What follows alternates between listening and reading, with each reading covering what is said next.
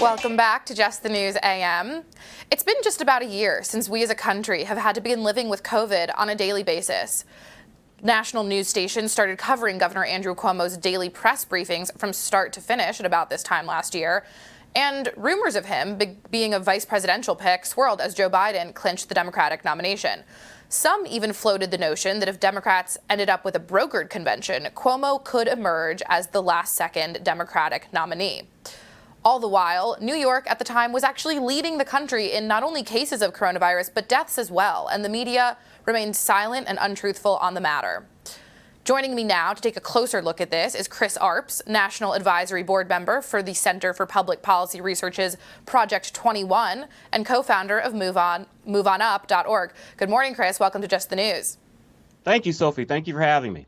Thrilled that you're here. So, Chris, for a year, we've seen Andrew Cuomo, covered in this unbelievably positive light. And in the past couple of weeks and months, that has changed drastically. Though we've known, it's certainly been widely reported that, deaths were beginning to swirl back in March of last year. Why do you think the media is changing their tune? What has shifted in the narrative that is making Cuomo now a target that he once was not? Well, I tell you, Governor Cuomo has been governor, I think, for 3 terms now. His family is very prominent in New York politics. His brother is is an anchor on CNN. But I think it's no secret in New York that a lot of people don't like Andrew Cuomo. He comes across as arrogant. He comes across as kind of a know-it-all.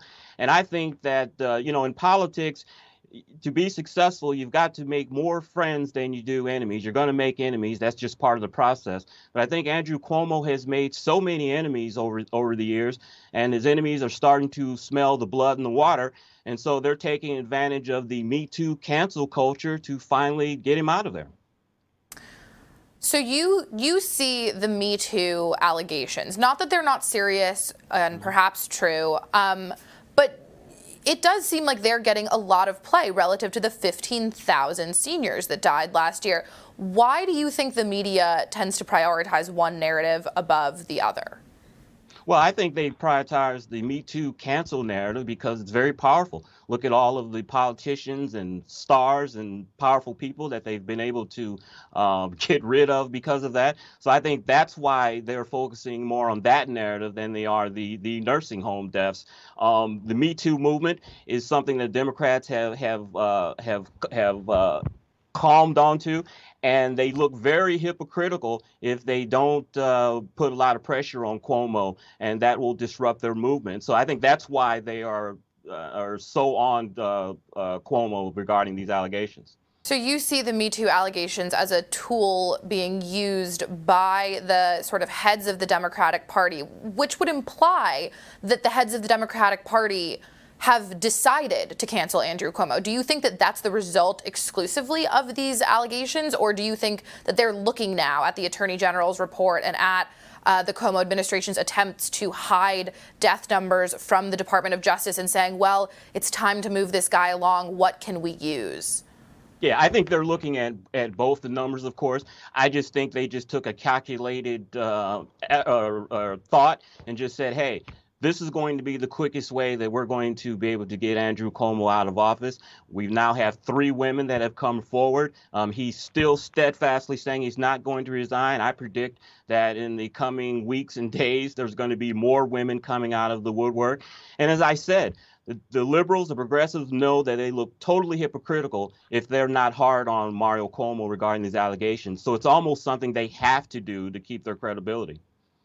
Do you think that we're going to be seeing any sort of a mea culpa coming from any of these media outlets who, 1 year ago were so quick to write that they were obsessed with Andrew Cuomo, that they had crushes on Andrew Cuomo, that he was the golden boy leading the nation, leading New York through this? And, now, as you say, he's sort of facing the worst type of allegations for a liberal media. But I haven't seen very many, narratives coming out of the media that said we were wrong. We gave him one title far too fast. What do you think? What sort of reaction do you think we're going to see from the media about these new allegations? I think part of the reason why you're not seeing a lot of blowback from the media is because his brother is a member of the media, of CNN, a powerful network. So I think he's getting some slack cut for him because of that. But as I said earlier, I think if there are more and more allegations and more women come out and those allegations become more and more crude, I think that you're going to see the media eventually turn on him, especially liberal female members of the media. So you really think that even as more and more facts come out about the nursing home scandal, the thing that is ultimately going to drive Andrew Cuomo from prominence is the Me Too allegations? I do because, during the whole nursing home scandal, he was blaming President Trump. He was blaming the government, saying these were their regulations. So I think he can still try to pin a lot of this on others. But when it comes to sexual harassment and women coming out saying that you harassed them, and there's even pictures now of him grabbing a young woman's face, I think those are going to be the allegations that eventually take him out. I'm from Missouri. We had a governor, Eric Greitens, was elected 4 years ago. 2 years into his term, he had to resign because of a sexual scandal. And like I said, just in these Me Too cancel times, I just don't think that a politician can survive. Do you think he gets to keep his Emmy? I'm sure you can probably keep his Emmy. You can melt it down for scrap, probably. That'll be about all it's worth. Well, Chris, thank you so much for joining the program. We'll talk to you soon.